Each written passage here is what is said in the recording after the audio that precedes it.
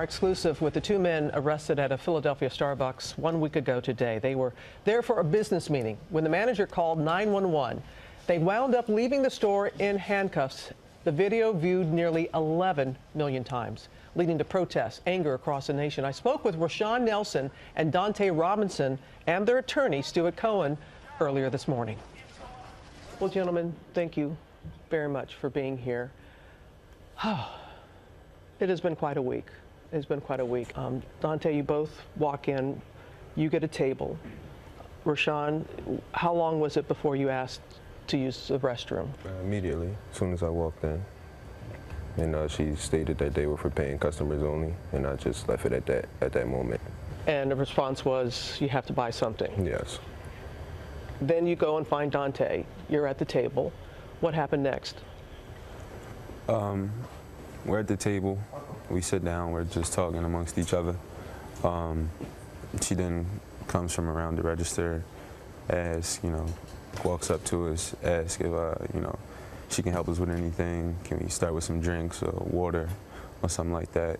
For when we have bottles of water with us, so we're fine. We're just waiting for a meeting. We'll be out really quick, type thing. And that was it. So approximately 4:35, you arrive for a 4:45 business meeting. According to 911 accounts, a call was placed at 4:37, approximately 2 minutes after you arrived, to 911. What did you think when you saw police arrive, Donte? You can't be here for us. So when they do approach you, what do they say and how do you react?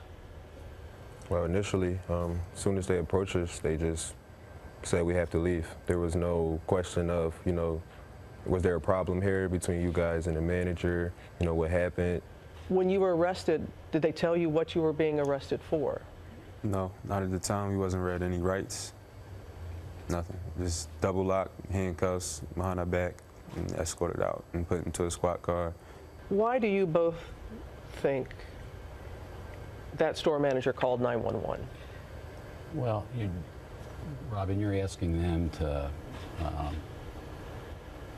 have an opinion about somebody else's intent. The facts speak for themselves.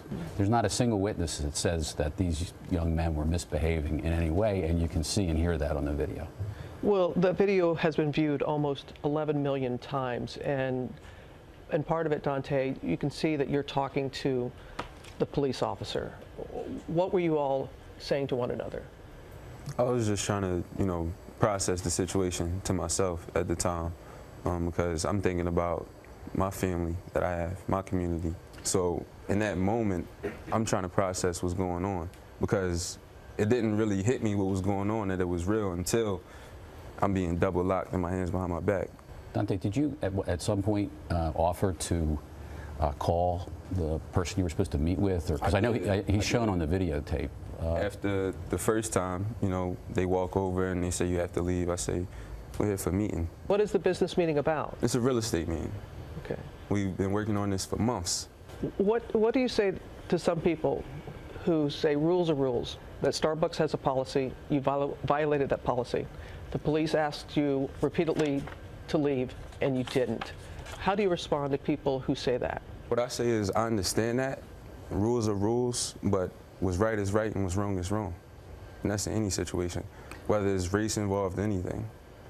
And Robin, I'm sorry, but what is that rule? Starbucks holds itself open as a place for people to meet and to have public conversations. Those are words from their website. The CEO, Kevin Johnson, said he has met with you. Can you divulge what you all discussed? We approached Starbucks and suggested that we engage in mediation with a retired federal judge in Philadelphia. And they agreed to that proposal, and we are still involved in that process. That process requires confidentiality. What do you want to see happen here, Donte? I want to make sure that in this situation doesn't happen again. So what I want is for a young man or young men to not be traumatized by this, and instead motivated, inspired. And what do you want, Rashon? So, take this opportunity as a stepping stone, to really stand up and, show your greatness, and that you are not judged by the color of your skin as our ancestors were or anyone else. This is something that has been going on for years, and everyone's blind to it, but they know what's going on, if you get what I mean. And, just really taking those actions and putting them into place and, help people understand that it's not just a black people thing. This is a people thing. And that's exactly what we want to see out of this, and that's true change. So put action into place and stop using your words. We appreciate you using your words here with us this morning and this discussion. And it has to be more than dialogue, as you said. It has to be action.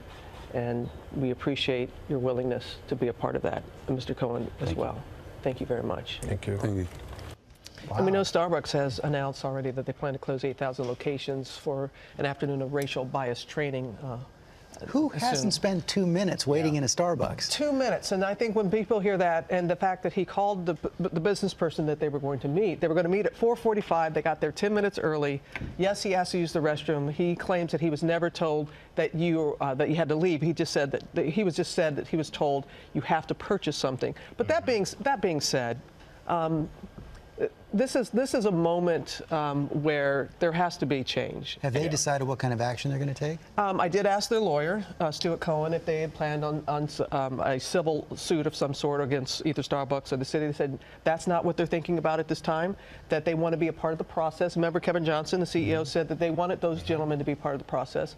They say they're still working that out, and they were going to allow us, GMA, to follow along and follow up with them and see how that process plays out. Fascinating story. And hopefully, Michael, come on. 2 minutes, I mean, and as you said, he said in the piece, actions, not just words. And I think that's what they're looking for, to see a real change, not just with Starbucks, but I think with... It's a societal issue. Society, You just can't label it on Starbucks. Yeah. And we'll stick with it all the way. We will. We will. Hi, everyone. George Stephanopoulos here. Thanks for checking out the ABC News YouTube channel. If you'd like to get more videos, show highlights, and watch live event coverage, click on the right over here to subscribe to our channel. And don't forget to download the ABC News app for breaking news alerts. Thanks for watching.